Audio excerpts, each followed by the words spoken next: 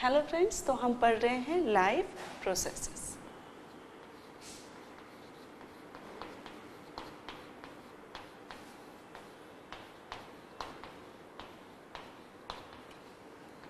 Okay, so life process में हमने last process जो देखी वो थी ट्रांसपोर्टेशन की, जिससे कि हमने समझा कि भाई न्यूट्रिएंट्स और गैसेस जो हैं वो सभी टिश्यूज़ तक कैसे पहुंचते हैं और किस प्रकार जो है ये सिस्टम वर्क करता है। ठीक है, अब हम देखेंगे द नेक्स्ट लाइफ प्रोसेस जो कि इक्वली इम्पोर्टेंट है और वो है एक्सक्रीशन। ठीक है, अब हमने क्या क्या देख लिया कि भाई एक सेल को या एक लिविंग सेल या लिविंग ऑर्गेनिज्म को, ठीक है, अपनी जो लाइफ है उसे बनाए रखने के लिए क्या क्या चीज़ें ज़रूरी हैं। सबसे पहला तो हमने देख लिया न्यूट्रिशन। क्यों? फूड सबसे ज़्यादा इंपॉर्टेंट है एनर्जी प्रोड्यूस करने के लिए। फिर एनर्जी प्रोड्यूस करने के लिए ऑक्सीजन बहुत ज़रूरी है, तो हमने रेस्पिरेशन देखा।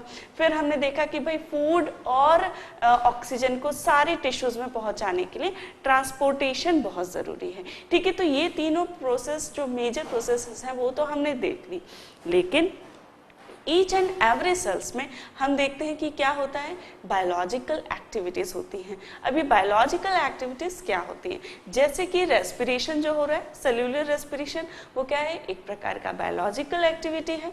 ठीक है, इसी प्रकार स्केलेटल मसल्स में मैंने आपको बताया था कि एनएरोबिक रेस्पिरेशन होता है कभी कभी, तो वो क्या है, वो भी एक बायोलॉजिकल एक्टिविटी है जिसमें क्या बन रहा था, लैक्टिक एसिड। ठीक है, तो ऐसी वेरियस बायोलॉजिकल एक्टिविटीज़ जो हैं वो बॉडी में होती रहती हैं और उनके द्वारा जो है सेल्स जो है डिफरेंट मेटाबॉलिज्म करती हैं, ग्रोथ करती हैं, ठीक है, एनर्जी प्रोड्यूस करती हैं और डिफरेंट एक्टिविटीज़ जो हैं बॉडी में उसी के कारण होती हैं।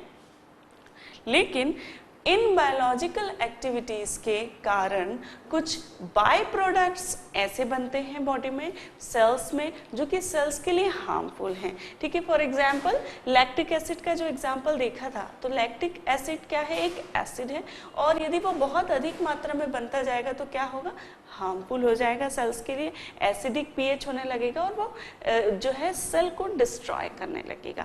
ठीक है, तो अब उसे बाहर निकालना ज़रूरी है, तो वो एक प्रकार से क्या हो गया, सेल के लिए वेस्ट प्रोडक्ट हो गया और इस प्रकार वेस्ट प्रोडक्ट को जो है बॉडी से बाहर निकालना बहुत ज़रूरी है और उस प्रोसेस को कहते हैं excretion.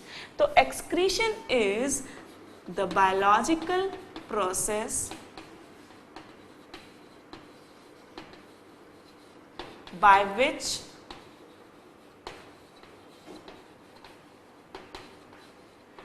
an organism gets rid of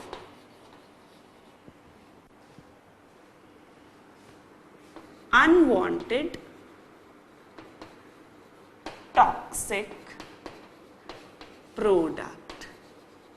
ठीक है, तो मेन जो रिक्वायरमेंट है एक्सक्रीशन की वो तो है कि भाई हमारे जो बॉडी में वेस्ट प्रोड्यूस होता है as a result of different biological activities, उन्हें बाहर किया जाए।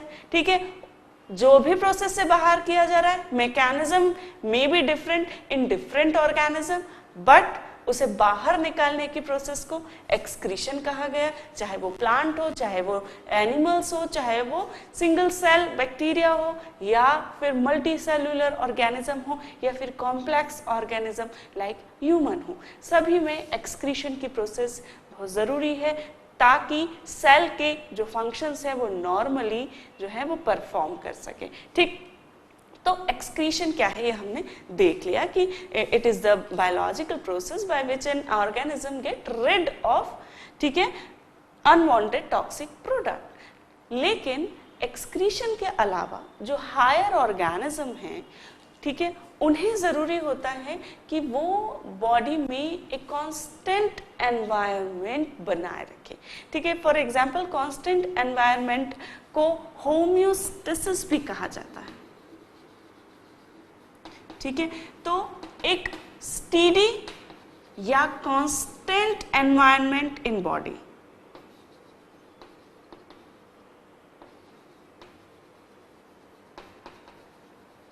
ठीक है। अब ये कांस्टेंट एनवायरनमेंट मेंटेन क्यों करना जरूरी है?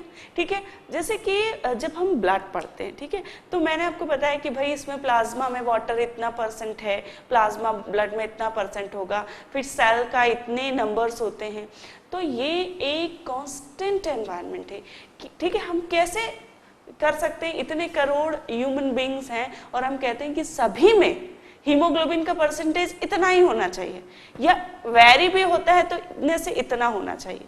ठीक है, वो क्यों कहते हैं? क्योंकि बॉडी में एक कांस्टेंट एनवायरनमेंट बनाए रखना बहुत ज़रूरी है, सो दैट सेल्स जो है वो अपने फंक्शंस अच्छे से कर सके। फॉर एग्जाम्पल, हमने देखा था कि जो ब्लड है उसकी एसिडिक लेवल, pH लेवल हमेशा एक मेंटेन रहता है, अल्कलाइन पे रहता है, और वो मेंटेन रहना चाहिए। क्यों? क्योंकि यदि हमारी बॉडी में, फॉर एग्जांपल लैक्टिक एसिड का एग्जांपल दिया मैंने आपको, यदि वो बहुत ज़्यादा बनने लगेगा तो क्या होगा? एनवायरनमेंट का एसिडिक एनवायरनमेंट करेगा और बॉडी का हार्म करेगा, क्योंकि एसिड हमें पता है कि हार्मफुल होता है। तो यदि एक लेवल से उसका लेवल ज़्यादा हुआ, एक, ठीक है, कि जितना उसका अलाउ है बॉडी में, यदि उससे ज़्यादा % होने लगेगा तो वो बॉडी को हार्म करने लगेगा। इसी प्रकार किसी भी चीज़ का, आयंस का कह लें, ठीक है, तो ये स्टीडी एनवायरनमेंट में क्या होता है? आयनिक बैलेंस होता है बॉडी में। बॉडी से मतलब सेल में, बॉडी फ्लूइड में, ब्लड में, सभी जगह एक कांस्टेंट बैलेंस जो है वो बना रहता है। एक आयनिक बैलेंस, एक स्टीडी एनवायरनमेंट बना रहना चाहिए। आयनिक बैलेंस बना रहना चाहिए। आयनिक बैलेंस से क्या मतलब है? अब बॉडी जो फ्लूइड होते हैं, बॉडी में डिफरेंट आयंस होते हैं, ठीक है, sodium ion, potassium ion, calcium ion, chloride ion, ठीक है, तो इन सभी आयंस का एक पर्टिकुलर % है जो कि उतना ही रहना चाहिए, न तो उससे कम, न तो उससे ज़्यादा। फॉर एग्जाम्पल, यदि आपको बहुत वॉमिटिंग होती है, मान लीजिए फूड पॉइजनिंग से आपको बहुत ज़्यादा वॉमिटिंग हो रही है, तो क्या होता है? वॉमिटिंग में बहुत ज़्यादा फ्लूइड लॉस होने लगता है। ठीक है, फ्लूइड लॉस होने के साथ साथ जो है आयंस भी लॉस होते हैं, क्योंकि जो भी हम पानी पी रहे हैं वो लॉस हो रहा है, और उसके साथ साथ जो सॉल्ट्स हैं, आयंस किससे बनते हैं? सॉल्ट से बनते हैं बॉडी में जाके, तो वो भी लॉस हो रहे हैं। ठीक है, इन दैट केस आपको डॉक्टर्स क्या देते हैं? ORS सॉल्यूशन देते हैं या फिर इलेक्ट्रोलाइट सॉल्यूशन देते हैं। इलेक्ट्रोलाइट सॉल्यूशन में क्या होता है? आयंस होते हैं, ठीक है, सोडियम क्लोराइड आयंस रहते हैं। सोडियम क्लोराइड क्या है? सॉल्ट है। तो रेगुलर यदि किसी को ORS घर पे बनाना हो तो उसे क्या बोला जाता है? कि थोड़ा नमक और शक्कर का जो सॉल्यूशन है वो बनाया जाए और वो लिया जाए। वो क्यों लिया जाता है? क्योंकि उसमें क्या है? Sodium and chloride ions. Sodium क्या है? आयंस हो गए, सोडियम एंड क्लोराइड आयंस बन जाएंगे बॉडी में जाके, तो उसमें क्या होगा? जो आपके सॉल्ट्स लॉस हो गए हैं, जो आपके आयंस लॉस हो गए हैं, इन्हें इलेक्ट्रोलाइट्स भी कहा जाता है। तो जो आपके इलेक्ट्रोलाइट लॉस हो गए हैं वो आपको इस सॉल्यूशन से वापस मिल जाएंगे। जो बाजार में जो इलेक्ट्रोलाइट सॉल्यूशंस मिलते हैं उनमें और भी सारे इलेक्ट्रोलाइट्स होते हैं, जैसे कि पोटेशियम आयन, और ये जो है हमारी बॉडी के लिए बहुत ज़रूरी होते हैं। ठीक है, लेकिन सिंपल घर पे बनाने के लिए सिर्फ नमक और शक्कर का घोल बोलते हैं डॉक्टर। तो इस प्रकार ये लेने से क्या हुआ? जो वॉमिटिंग में आपके आयन सॉल्ट्स लॉस हो गए वो आपको इससे वापस मिल जाएंगे, और उसकी वजह से जो डिहाइड्रेशन हुआ था वो भी नहीं होगा। अब जो आप पानी लेंगे वो बॉडी एब्जॉर्ब करेगी। ठीक है, सिंपल फॉर्मूला है, जहां सॉल्ट्स होंगे वहां वाटर अट्रैक्ट होता है due to the concentration gradient. ठीक है, तो इस प्रकार एक कांस्टेंट एनवायरनमेंट बॉडी में बनाए रहना जरूरी है, और इस प्रोसेस को कहा जाता है ऑस्मोरेगुलेशन। ठीक है, ऑस्मोरेगुलेशन मतलब to regulate the osmotic pressure of body। ठीक है, तो ऑस्मोरेगुलेशन इसे कहा जाता है। तो एक प्रकार से हमारी बॉडी को चाहिए कि वो अपना एनवायरनमेंट जो है स्टेडी बनाए रखे। इसके लिए उसे चाहिए कि यदि कोई आयन ज़्यादा हो गए हैं तो उसे बाहर निकाल दिया जाए, यदि कोई आयन्स कम हो गए हैं तो उसे बॉडी के फूड से या फ्लूइड से, जो हम फ्लूइड ले रहे हैं, जो हम फूड ले रहे हैं, उससे उन आयन्स को ज़्यादा एसिमुलेट किया जाए, ज़्यादा लिया जाए, सो दैट बॉडी में उसका बैलेंस हो जाए। ठीक है, तो हर चीज़ कुछ भी हो, चाहे वो आयन्स हो, ठीक है, चाहे वो कुछ और हो, जैसे कि प्रोटीन्स हैं या कार्बोहाइड्रेट है, ठीक है, इन सभी चीज़ों का बॉडी में एक पर्टिकुलर परसेंटेज होना बहुत ज़रूरी है। यदि इन चीज़ों की कमी आएगी बॉडी में, आयंस की कमी हो, ठीक है, आयंस में कैल्शियम, सोडियम, पोटेशियम, फॉस्फेट, इन किसी भी कमी हो तो हमारी बॉडी को ग्रोथ में जो है प्रॉब्लम आती है, वो ग्रोथ नहीं कर सकती। क्यों? क्योंकि यदि कैल्शियम की कमी होगी तो बोन्स ग्रोथ नहीं कर पाएंगी, ठीक है, आयंस की कमी होगी तो बॉडी में डिहाइड्रेशन होने लगेगा, वाटर लॉस होने लगेगा। ठीक, तो इसे बैलेंस करना बहुत ज़रूरी है और ये बैलेंस जो है वो एक्सक्रीटरी सिस्टम के द्वारा रेगुलेट किया जाता है। किस प्रकार, ये हम आगे देखेंगे, बट ये जो प्रोसेस होती है जिसमें कि आयनिक बैलेंस और वाटर बैलेंस किया जाता है उसे कहते हैं ऑस्मोरेगुलेशन, जिससे कि बॉडी का वाटर कंटेंट बना रहता है, स्टीडी एनवायरनमेंट बना रहता है और इस प्रकार बॉडी की जो सेल्स हैं वो अपने फंक्शंस प्रॉपरली परफॉर्म कर सकती हैं। ठीक है, वाटर बहुत ही इंपॉर्टेंट कंटेंट है हमारी बॉडी का। और क्यों? क्योंकि सेल में आपको पता है हर जगह फ्लूइड होता है, सेल में उसका खुद का साइटोप्लाज्म है, उसके आसपास एक्स्ट्रा सेलुलर फ्लूइड है, ठीक है, उसके अलावा सर्कुलेशन में ब्लड है जिसका कि प्लाज्मा 55% कंटेंट है और प्लाज्मा का 90% कंटेंट क्या है? वाटर है। इसलिए वाटर हमारी बॉडी के लिए बहुत ही ज़्यादा इम्पॉर्टेंट है और इसलिए उसका एक पर्टिकुलर परसेंटेज बॉडी में होना बहुत ज़रूरी है ताकि सेल के सभी फंक्शंस नॉर्मली हो पाए। और इस प्रोसेस को ऑस्मोरेगुलेशन कहा जाता है, जिसके के द्वारा आयंस और वाटर का बैलेंस बॉडी में बनाया जाता है।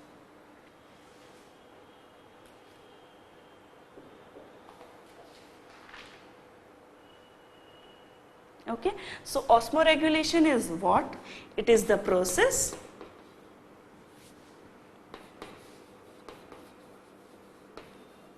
by which ionic and water balance is maintained in the body.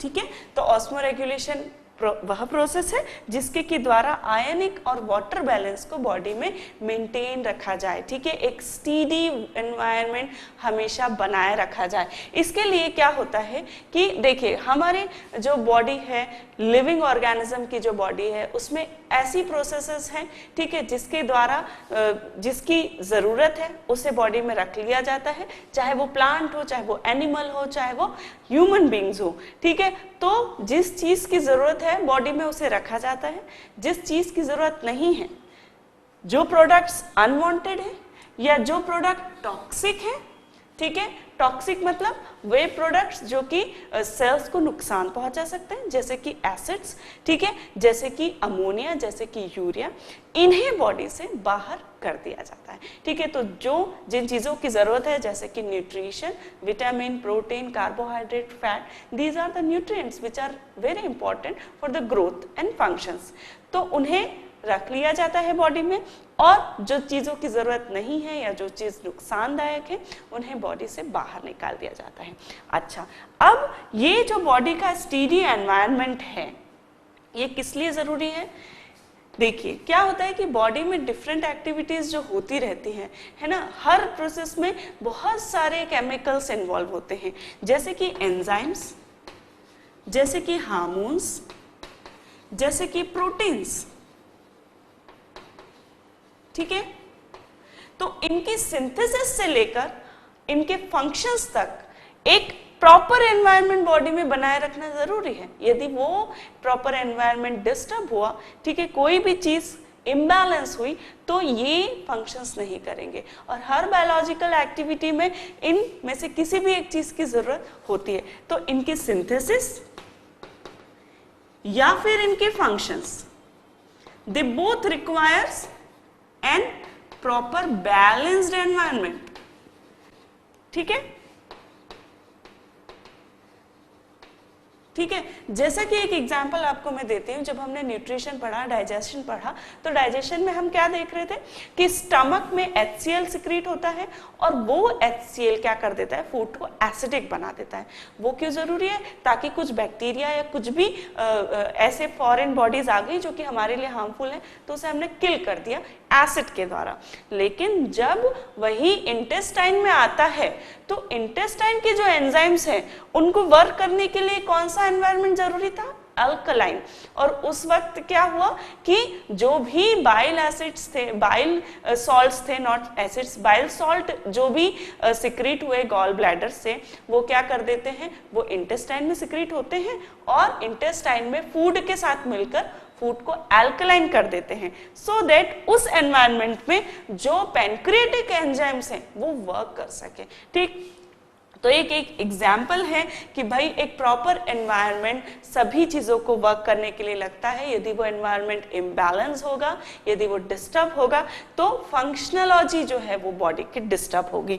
ठीक है, तो इस प्रकार एक स्टीडी एनवायरनमेंट बॉडी में मेंटेन रखना जरूरी है और साथ ही बॉडी में आयनिक और वाटर बैलेंस भी रखना जरूरी है, because this is the only medium in which the cells work. ठीक है, तो ये हमने देखा कि एक्सक्रीशन एक्चुअली क्या है। अब हम देखेंगे excretion in animals and then in human being and then in plants.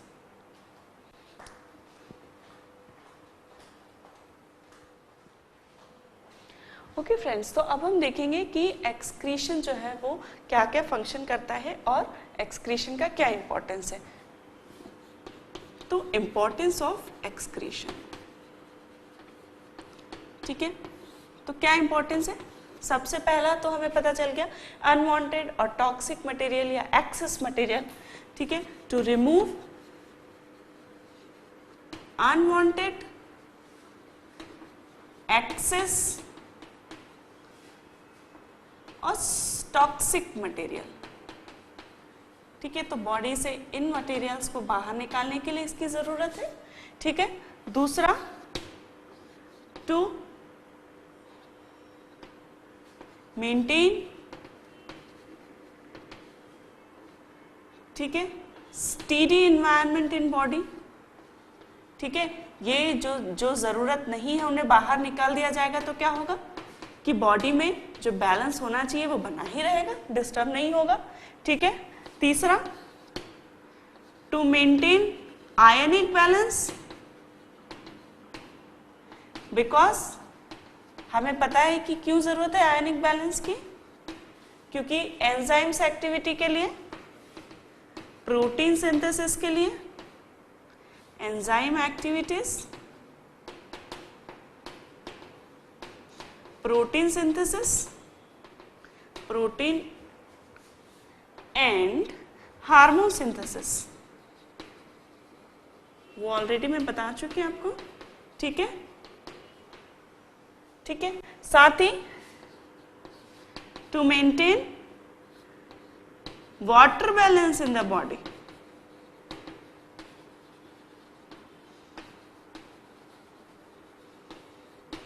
ठीक, तो ओके, इसके अलावा एक और इंपॉर्टेंट है to maintain the acidic level और pH of body, pH level of body. ठीक है, तो बॉडी का एनवायरनमेंट ना तो बहुत एसिडिक होने देता है ये एक्सक्रीशन, और ना ही पीएच लेवल ऑफ बॉडी। ठीक है, तो एक्सेस यदि एसिड्स भी हो जाते हैं तो एक्सक्रीशन के द्वारा बॉडी से वो बाहर निकाल दिए जाते हैं। ठीक है, and same with the alkalines. ठीक है, तो these are the importance of excretion की क्यों ये एक्सक्रीशन बॉडी में जरूरी है। अब हम देखेंगे एक्सक्रीशन इन डिफरेंट एनिमल्स।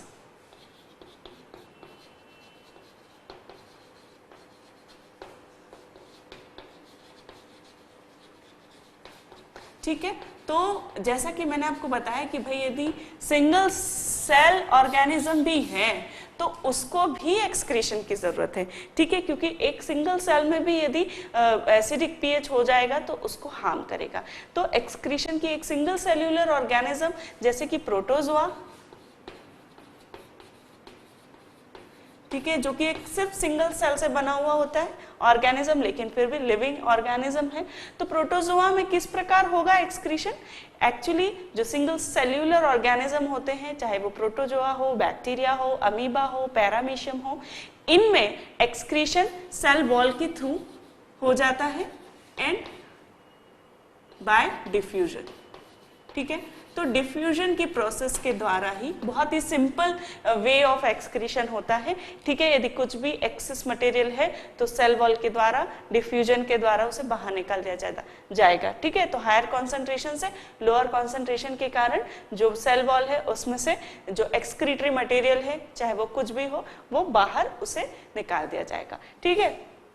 अब जो हायर एनिमल्स होते हैं, ठीक है, प्रोटोजोआ में या सिंगल सेल्यूलर ऑर्गेनिज्म में तो हमने देख लिया, लेकिन इसके अलावा जो डिफरेंट एनिमल्स होते हैं उनमें जो है थोड़े हायर एनिमल्स जो होते हैं, जैसे कि यदि अर्थवर्म हम देखें, ठीक है, तो हायर एनिमल्स में एक प्रॉपर ट्यूब्यूलर सिस्टम होता है, ट्यूब्यूलर एक्सक्रीटरी सिस्टम होते हैं जिनके के द्वारा एक्सक्रीशन की प्रोसेस की जाती है, जिसमें कि जो वेस्ट मटेरियल है वो फिल्टर हो जाता है ट्यूब्स के थ्रू और फिर उसे बाहर निकाल दिया जाता है। तो फॉर एग्जांपल अर्थवर्म, यदि अर्थवर्म में हम देखें तो अर्थवर्म में एक ट्यूब्यूलर स्ट्रक्चर होता है जिसे कि नेफ्रीडिया कहते हैं, और इसके ही द्वारा जो है एक्सक्रीशन किया जाता है और इसके ही द्वारा जो भी वेस्ट मटेरियल है वो बाहर निकाल दिया जाता है।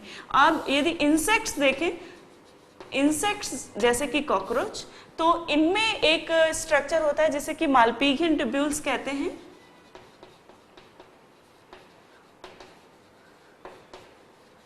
और इनके द्वारा जो है मालपीघियन ट्यूब्यूल्स के द्वारा जो एक्सक्रीटरी मटेरियल है, जो भी वेस्ट मटेरियल है बॉडी से एक्सेस या अनवांटेड या टॉक्सिक मटेरियल है, उसे इन ट्यूब्यूल्स के द्वारा फिल्टर करके और जो है स्टूल के साथ में या फीकल मैटर के साथ में उसे बाहर निकाल दिया जाता है। तो इस प्रकार जो इंसेक्ट में एक्सक्रीटरी सिस्टम होता है वो मालपीघियन ट्यूब्यूल्स कहा जाता है। लेकिन सभी वर्टिब्रेट्स में, ठीक है, सब फाइलम वर्टिब्रेट्स जो कि कॉर्डेट फाइलम का सब डिवीजन है, जिनमें कि वर्टिब्रल कॉलम होता है, बैकबोन जिनमें होती है, उन सभी ऑर्गेनिज्म में जो एक्सक्रीटरी सिस्टम है वो किडनी होता है, और इनके ही द्वारा, ठीक है, इनके ही द्वारा यूरिन फॉर्मेशन करके और वेस्ट मटेरियल को यूरिन के माध्यम से बाहर कर दिया जाता है, ठीक है। तो वर्टिब्रेट्स में जो है किडनी होती है, और ह्यूमन एक्सक्रीटरी सिस्टम में भी किडनी के द्वारा ही एक्सक्रीशन किया जाता है। तो now we will study human excretory system and that is kidney.